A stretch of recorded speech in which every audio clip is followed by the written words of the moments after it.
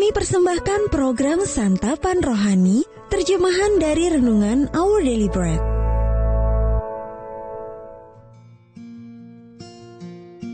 Sahabat ODB, pembacaan Alkitab hari ini terambil dari 1 Petrus pasal yang kedua, ayat yang ke-9 sampai dengan ayat yang ke-12.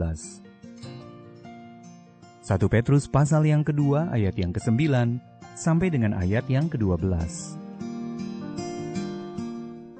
Tetapi kamulah bangsa yang terpilih, imamat yang rajani, bangsa yang kudus, umat kepunyaan Allah sendiri, supaya kamu memberitakan perbuatan-perbuatan yang besar dari Dia, yang telah memanggil kamu keluar dari kegelapan kepada terangnya yang ajaib.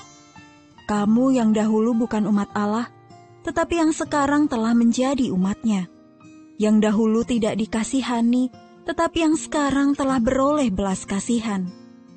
Saudara-saudaraku yang kekasih, aku menasihati kamu, supaya sebagai pendatang dan perantau, kamu menjauhkan diri dari keinginan-keinginan daging yang berjuang melawan jiwa. Milikilah cara hidup yang baik di tengah-tengah bangsa-bangsa bukan Yahudi, supaya apabila mereka memfitnah kamu sebagai orang durjana, mereka dapat melihatnya dari perbuatan-perbuatanmu yang baik, dan memuliakan Allah pada hari Ia melawat mereka.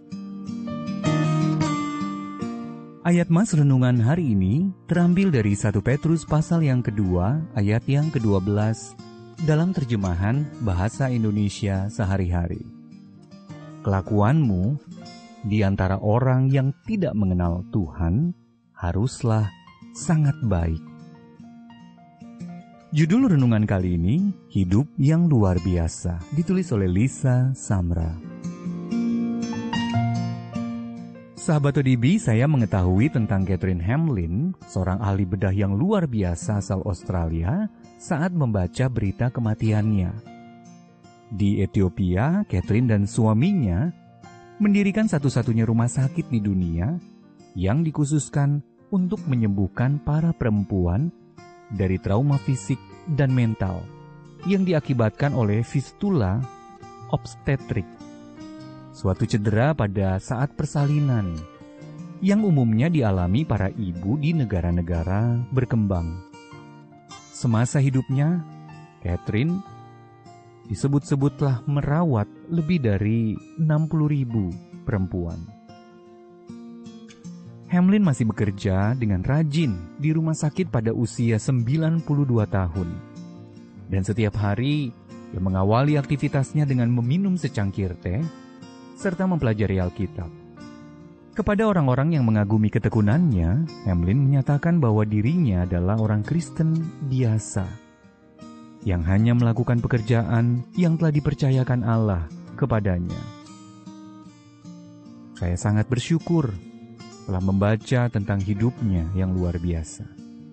Bagi saya, Hamlin menjadi contoh yang mengagumkan dari dorongan yang diberikan kitab suci kepada orang percaya untuk menjalani hidup sedemikian rupa sehingga orang-orang yang menolak Allah pun dapat melihat perbuatan-perbuatanmu yang baik dan memuliakan Allah. Kuasa Roh Allah yang memanggil kita keluar dari kegelapan rohani untuk masuk dalam hubungan pribadi dengannya juga sanggup mengubahkan pekerjaan atau pelayanan kita menjadi kesaksian tentang iman kita. Apapun kelebihan atau keahlian yang dikaruniakan Allah, kita dapat membuatnya lebih berarti dan berpengaruh ketika kita melakukannya dengan maksud membawa jiwa-jiwa untuk mengenal Dia.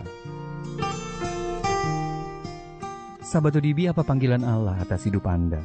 Dan apa yang Dia ingin Anda lakukan? Bagaimana Anda dapat melakukannya hari ini bagi Kristus? Tuhan Yesus, kiranya kasih dan anugerah-Mu terlihat nyata lewat perkataan dan perbuatanku hari ini. Our Daily Bread Ministries, watakkan firman pada dunia. Apakah Anda berminat mendapatkan buku renungan ini dalam bahasa Indonesia, Inggris, atau Mandarin? Atau Anda rindu mendukung pelayanan ini?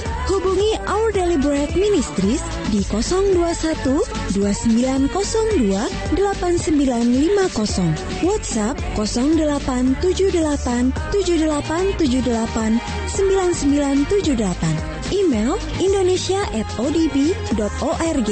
Tuhan Yesus memberkati. Let God's prosper.